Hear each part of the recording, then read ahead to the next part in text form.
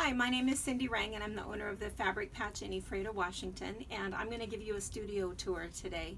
So last Tuesday was National Clean Your Sewing Room Day, and we had a week-long Facebook challenge where we shared how we store our projects, our patterns, our books, our fabric stash. We shared a lot of pictures and we had door prize drawings every day, and we had a full week to get our sewing rooms clean and organized, and people are posting pictures all day long today, and I decided just to make a video. This is as clean as it's going to get, and I thought I would show you how I organize things, some of the special things that are in my sewing space, and share with you 5 tips that I think are important. And what we'll do is we'll start with kind of a little pan around, and then I'll take you on a special tour. So my first tip is that everything that you have really should be accessible, and whatever that means to you. You'll see in my sewing space, I like everything to be where I can see it. I like clear drawers, large baskets. I like things to be out so that if I'm looking for it, I can find it. It's true of my fabric as well. I tend to not store things in totes because if I put it in a tote, I really can't find it. So the things that go in totes are projects for classes like technique classes, and a project that I know I'm not going to be working on anytime soon. And in fact, those totes are in a different sewing room under my long arm, so that again I'm not in there very often. If you are somebody who has a lot of totes and you have them at a storage unit, my suggestion would be that you get rid of that storage unit, because I can't imagine you ever driving across town to find that perfect blue. And so just use sewing totes sparingly. The other thing is that your space needs to be a creative, inspirational space. And so if you're sharing your sewing studio with a bed, because every once in a while when somebody comes to town they sleep in that bed, you might want to consider how often somebody comes and sleeps in that bed. If it's just during the holidays and we are really looking at somebody sleeping in that bed 4 nights out of the year, wouldn't it be better just to put them up in a local hotel and have that whole space to yourself? That way you're not actually paying for storage or having your stuff someplace else where you're not using it. Obviously, whatever works for you. I'm not necessarily telling you to boot out your family, but but I think it's important that you have everything accessible and that your space be inspirational. So again, if you're in somebody else's, if it was one of the kids' rooms, you want to make sure that you've painted it, you've taken out the trophies, you've taken out some of the other stuff, maybe the canning jars, the things that don't belong there, so that when you're in your space, you feel as though you can create. Another thing that I think is important is you have to have room to create. So you have to make sure you have a designated space for cutting, for pressing, for sewing. If your ironing table is a makeshift table on top of a bunch of tote bags, again, that are tote bins, that of course is not going to work either. The other thing that I find is I organize things in groups, and I'll show you that as we go through. And then my 5th tip is that in order to keep your space clean, my idea is to have sorting bins, and I'll kind of show you those. So now that you've sort of seen the space, I'm just going to take you on a personal tour, and I'll show you some of the crannies, and you'll see what goes on. So this is just sort of an inspirational wall. So I have different things on here, things that I'm actually working on, whether oftentimes these are patterns that I'm writing or classes that I'm working on. This is a bag that I made. I just need to go ahead and write the pattern for it. In here we have, again, more things on the wall here, and then there are some unfinished projects here, Minky collection, and then stabilizers, bags, different things, bags up there for, again, projects. I do use Ziploc bags. My rule though, and I'll show you when we get around to some of them, is don't zip them closed. The other thing that I do is if I have a class that I'm currently working on, I might have 14 to 20 classes a month that I teach, and so a lot of them are ongoing classes, so I have a bin for all of them that will have the book in there, the fabric that I'm working on, everything is labeled, and I can keep that fairly close. I happen to have an empty one at the moment, which is always kind of a nice thing. And the thing that you want to do is if you have a bin, they have that funny plastic smell to it. So just collect these desiccants. I grab them all the time whenever I get a new pair of shoes. The kids all collect them for me also. And so if you just throw one or two in here with your fabric won't have that funny plastic smell. So, and even though these are bins, I don't really think of these as the same thing as those large fabric bins full of fabric. This to me is just more of a carrying tote rather than a storage bin. The other thing that I'll have, and this again, this is a technique class, these are some of just the little projects that I'm working on. A lot of these tend to be patterns and things that I'm currently trying to figure out the math and figure out the pattern for. Over here is another little inspirational area. Some of my little math things, if I had a special ruler math, a ruler trick, that might be over here. I don't keep a lot of thread. I do like hand thread and sewing thread, piecing thread. My long arm thread is in the room with my long arm. This is Lana wool. It's a 12 weight on a spool that I really, really like. So I keep that a little bit separate. You can see that it is a little bit of a sunny spot here, but there's not a lot of direct sunlight, so I've not had any issues with the thread. I go through thread fairly quickly, and that's why I keep my fabric back near the back. Here I have all of my different notions. I do have them labeled with what they are. And I do have to say that I like this small one better than the big one. The small one, so this is small scissors, this one is miscellaneous tools, this is seam rippers, and you can see that they're so small, they don't get so heavy, and so things don't bend. But over here, if you look at these, like this one is scissors and rotary cutters, but it's so big that it bows a little bit here, and so it'll kind of ride into the next one. So at some point I'll probably replace these and do all small ones. And if you get the really, really big totes with the drawers, you'll find the same thing. If you put too much fabric in there, that plastic bows into the drawer beneath it, and it really doesn't slide in and out very easily. So the big plastic drawers don't work very well. This is just a little bin of kind of important things that I keep close to me. So I've got my journal that I use. I go through journals. I probably go through 3 a year, and I write down patterns, math, different things that I'm working on, different thoughts about stuff. Oh, lotion, extremely important. We've talked about this a lot in a class on your particular machine. If you have a zigzag stitch or a blind hem stitch, what are the numbers for your particular machine that you like? I keep that handy. I also keep my color card handy. There's a couple different things in here. Pin cushions. All 3 of these pin cushions were made by my friend Millie. She's been coming to Pincushion Club for all 5.5 years. I don't think she's missed very many. I prefer pin cushions with petals. The reason for that is because I separate my needles.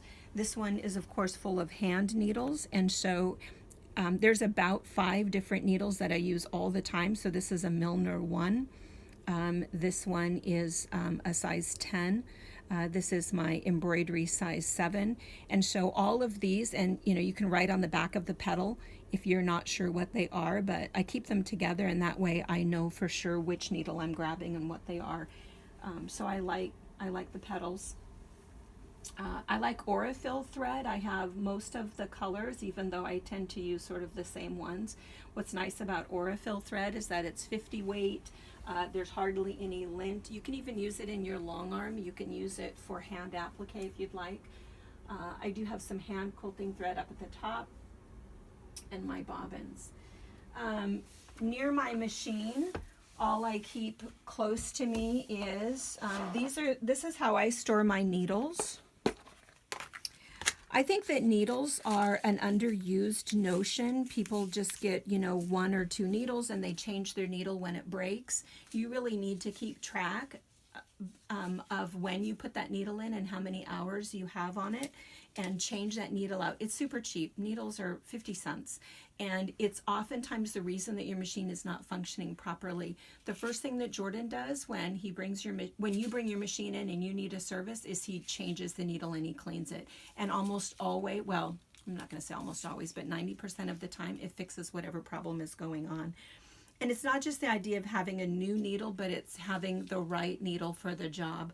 What is it that you're sewing? If you're sewing through, if you have a metallic thread, you'd better be using a Metafill needle or it's never going to work. If you're sewing through leather, make sure you're using a piercing needle that's the right size.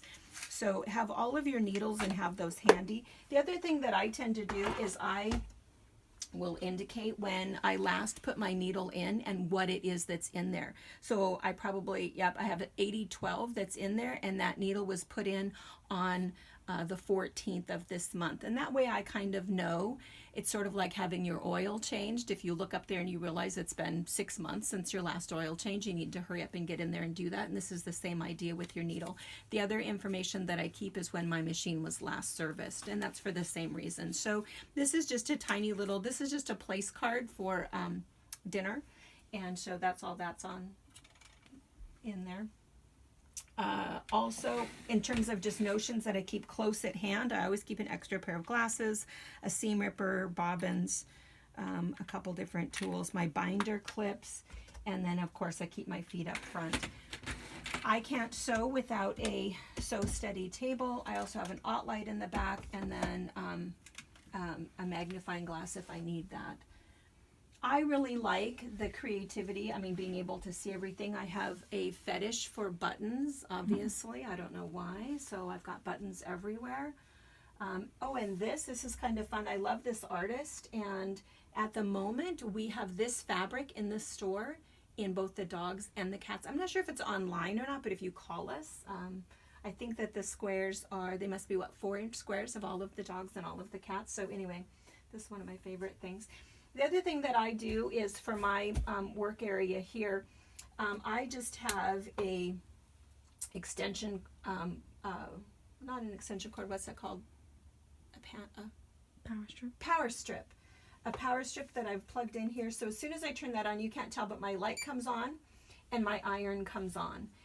And then that way when I'm done, I can go ahead and just turn that off. And if there's something else, if I have to plug in my phone charger or my glue gun or something else like that, then I have that close at hand.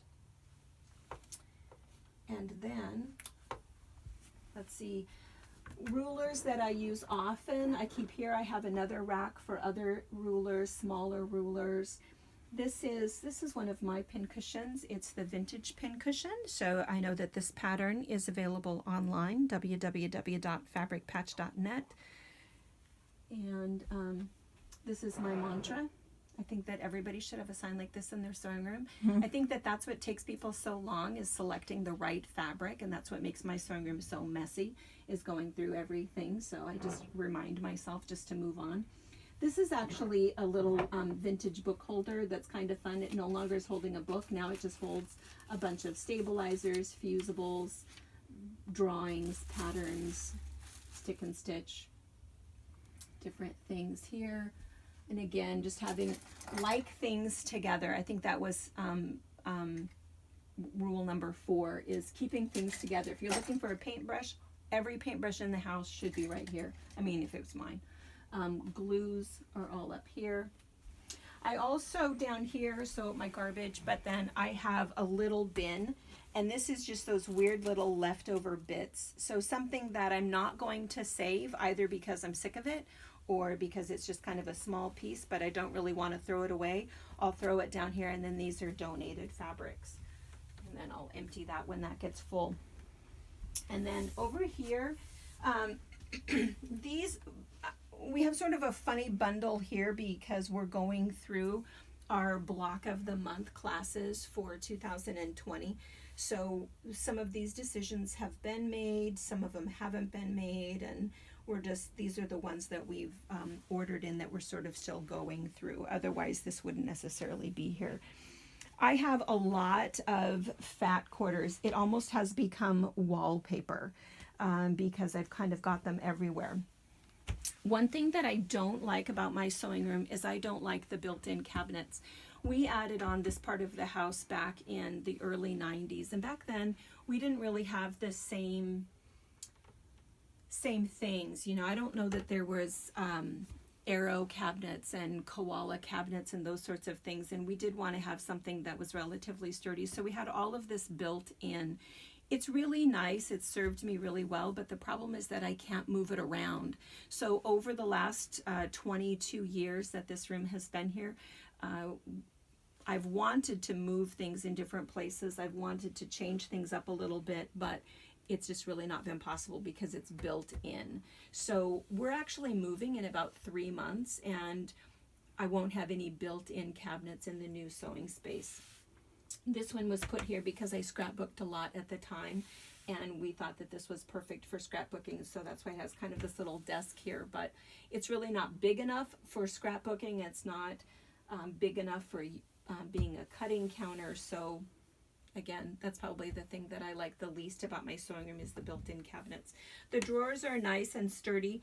I actually store panels in the drawers, which is again sort of that out of sight, out of mind, but truthfully, most of the time when I buy panels, it's just because I'm hoarding them. I know that when we get a bolt of panels in the store, that means we have 18 of them, and if I want one, that's my only chance for getting them, and I really like them. It's quick sewing for things, so I have a few too many panels. Over here, I have kind of a bead area here. So I have different sorts of beads. I like to add some beads to handwork. So I've got a little stash here and a stash behind me. Over here, this is the Pincushion. So these are some that'll be future classes, current classes, past classes. We do a Pincushion Club once a month. We've been doing it for 5.5 years, and I think all of the patterns are available online. I think here's just a little preview. Let's see. These are two. I have a thing for snowmen, so we haven't done these yet. So these will be future snowmen that we're gonna do. This is April's. No one has seen this yet, so spoiler alert. This one will be April's little pincushion. This one will be this fall, so this one is all done. I love that one. Most of the others I think that you guys are going to see in here we've already seen. This was a present from Joanne Gray. This was a present this is probably 25 years old. It's old quilt and old lace. It's my love language. This was the inspiration for the Millie Doll. So we have a pincushion that's on the website and in the shop, and it's called the Millie Doll, and this was what I was thinking when we wanted to make that is I would love for this to be a pincushion, but I would never put a pin in her. So this one was an attempt, didn't work right. So anyway, you'll have to check out the Millie Doll. These are just some other fun, weird things. Bees, that's my spirit bug. I love bees. They're hardworking, they protect their family, and they just live for the perfect flowers, so that's me. This area over here is sort of more handwork stuff, so I've got a lot of handwork books. I do have kind of a little drop zone here for weird stuff. These are some of the projects that I'm working on that are in here. Different inspirational things. Up here there's a few more beads, crystals. My glue gun is normally up there. Extra glue in there. And then this, this one is another. This is the vintage pincushion. This is just a different color, but it's the same one as the one over there.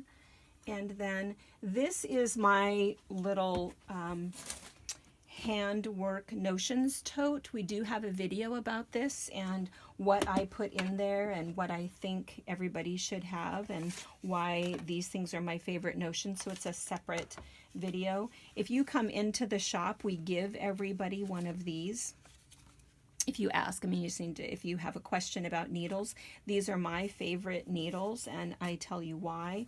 I pretty much kind of stick with the same ones. For organizing threads, I have different ways of doing it. This one is full of ribbon embroidery. This one is DMC floss. I have a whole separate video about that. These are weird, strange chenille and silk ones. And then I'll show you when we come around, I'll show you the other ones. Back here, this is a hoarder problem. Back when we heard that Free Spirit was closing, I got worried, so I brought home 2 yards of every single piece of cafe that we had. And then, of course, Jaftex bought Free Spirit, so nothing to worry about. But now I have this fantastic cafe collection that I could easily cut into because I could always get more. Patterns, I have patterns down here, patterns in here, and patterns over here. Rulers, these are some of the larger rulers and some of the technique rulers. And if there's a book that goes with it, I do store the book with the ruler, just so I don't have to find that. I have 2 bookshelves full of books that are in my long arm room. These are not just fat quarters, but they might be roughly half-yard pieces, and these are organized by color. Again, I sort of almost see it as wallpaper. I've got, these are all mug rugs. Some that I've made, some that I've received as gifts. And then back here, I have my ironing board hangs up here. If I have a lot of ironing to do because I'm working on a large project, I actually set my ironing board up out in the family room. And the reason that I do that isn't because I don't have room here, but because if you stand up and you kind of stretch a little bit and take a walk to iron, sometimes that works a little bit better. I find that most of the time I'm able to iron over on my little area. And then I do have a large design wall in the other room that I'll use. But if I'm doing something where I'm working on block placement, I just have this smaller one and I can take this and move it over closer to me. And again, just the idea of storing things that go together. This is just a kind of a little bag area. This is my market tote. And so this bag was designed to be able to put those little project tote bins that I was talking about. And you'll see when I pull out the thread, you can put 4 of them in here. So when we were going back and forth to class, when we were doing hand embroidery classes, oh, the dog's gonna bark. Nope. Hand embroidery and wool embroidery classes, and we were bringing all of our threads. This bag works really well. And then this one is another one that's kind of fun. This bag is made out of one long sleeve t-shirt. So it's just a t-shirt bag, a little bit of interfacing in there. And if you find, if you find that you have too many things to fit on the little nail that you have there, no worries, you don't have to pound more nails in. If you just grab a, what's that thing called? Shower curtain hook, and then you can hang more things on there. No need to downsize or purge things. You just stack it. So anyway, I'll carry this with me to show. I'm going to show you how to fold fabric, but you can see that all of my fabric is folded. This is just an IKEA shelf, but it's just a standard shelf. I think that they're 15 inches deep, and you can store a ton of fabric on here. And then other fun things up at the top. This little station right here, this has patterns, and then some of the little mini charms. This is one of our patterns. This is a little, I think it's just called wool pincushion, right? And it also, it's available in a kit. I think the whole kit and the pattern with all of the wool, I think is $18. And then I have extra, back here I have a little rack that has extra hoops. I don't know why I need so many hoops. Sometimes I have a lot of different hand embroidery projects going. And then down here, some of this stuff is just, it could be stored differently, but I kind of, again, like I said, I sort of like to look at it. So this is all stuff for a machine quilting class. So I know that I can just go ahead and grab it. So I've got my acrylic board here. I've got my tools in here, my quilting gloves here. My Westerly rulers are all here, so I keep it all together. So whether I'm quilting here or taking it to the shop, I know that it's all together. This is my light box. These are some glasses. All of my funny little grippy tape is all in here all together. And then, I'll put that there. These are only $5 at this shop, and these are fun. These are little mini chops. So if you like to experiment with dyeing and kind of doing your own fabric, there's quite a few different styles. This right here, this is my hand embroidery tower.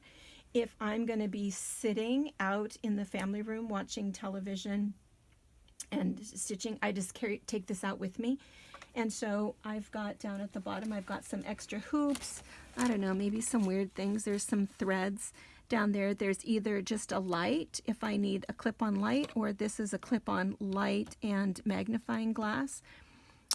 Here is a pincushion, and again, 5 petals, so that I know all of these needles are embroidery size 7. These are my straw size 10. This is Milner size 1. Needle threaders, thread wrap, and then up here, some different notions. This is also one of my patterns, and so this one, if I'm going to a class, I might go ahead and load this up and take some of the stuff. So this is this has a needle keeper, and then here this zipper opens, and it opens on both sides, so that if you have other little notions that you need to keep, you can zip that, and it's just out of linen and wool. Other weird things in here. A necessary tool if you're doing handwork, a little dome needle threader, or needle keeper, so you can thread 8 needles and store them. And then this is my needle Nanny, so I keep it here. And if you don't know what these are, surely everybody knows what these are. So this is just, it has an earth magnet, it's really strong. And what you do is you just put it on, and then it'll hold your needle, either your threaded needle, or it'll hold your scissors nice and handy. So if you're long arming, I use it all. I have one that I keep in the long arm room, and I have one that I keep here. There's nothing worse than poking the threaded needle into the arm of your chair and then forgetting that you've done that and finding it, or somebody else finding it later. That's a bad thing. Again, mostly fat quarters, but there could be other sizes in here. If this is a fabric where it might not be a large piece, but if I feel like I still want to kind of keep it, then I'll tuck it in here. And I do have them organized pretty much by color. But again, I find my room to be inspirational, so I'll have other weird little things, sometimes in different places, because I just like to see them. This is linen, wool, some different strange fabric zippers up there. That thread is up there because I never use it. It's just weird thread that I kind of purged, but by purging, I suppose most people think that means getting rid of, but no, it's, filling a candy dish instead. This is some woven fabric back here, another pincushion that we did, classes, and again, these are class totes. I don't know what these are. These are projects.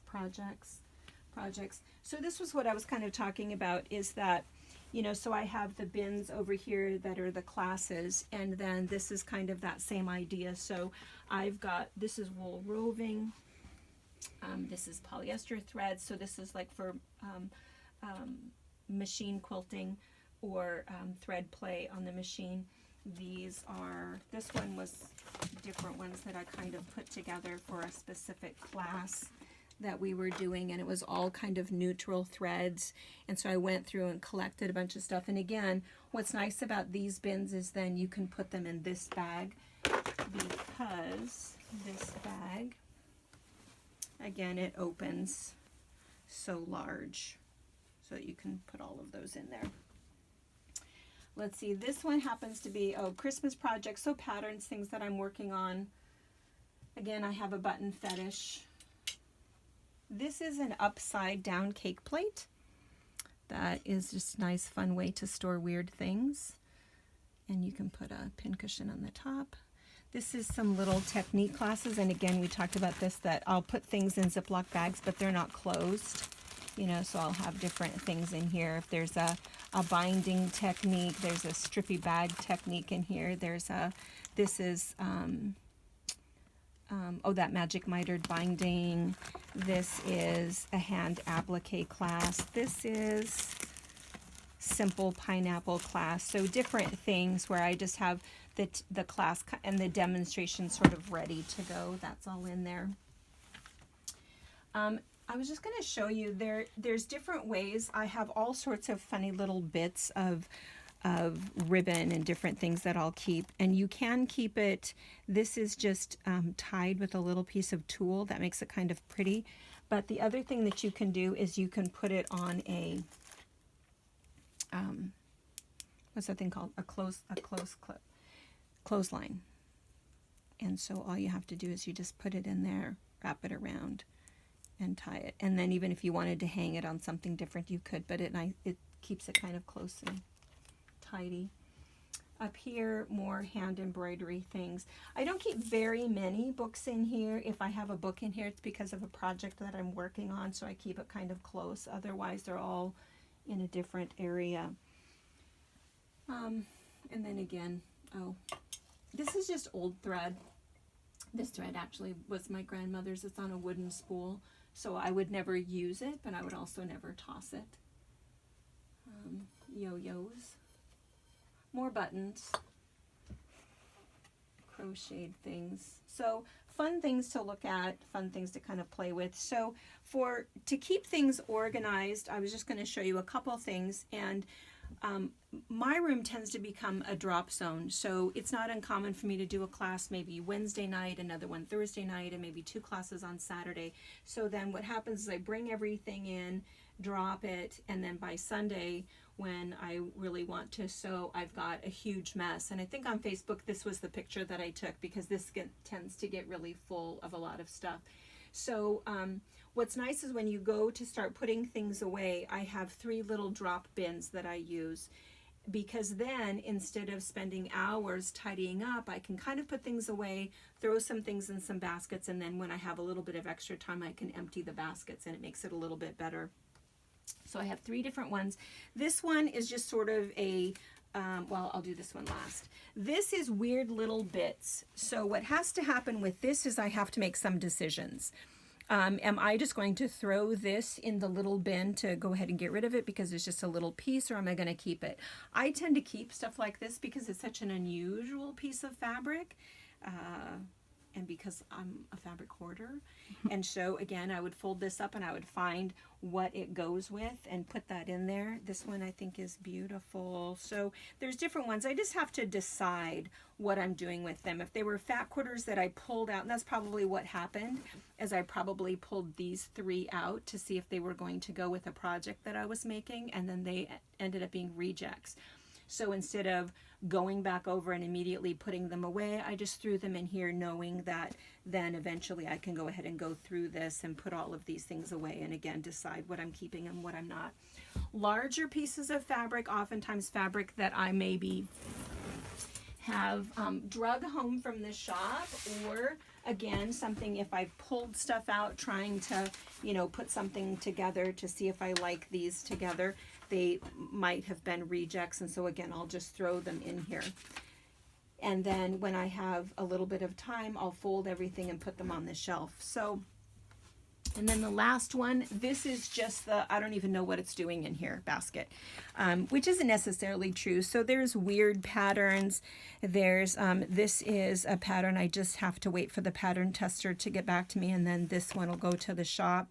And then there's weird little bits of lace. There might be some thread in here. I have no idea why I'm keeping that.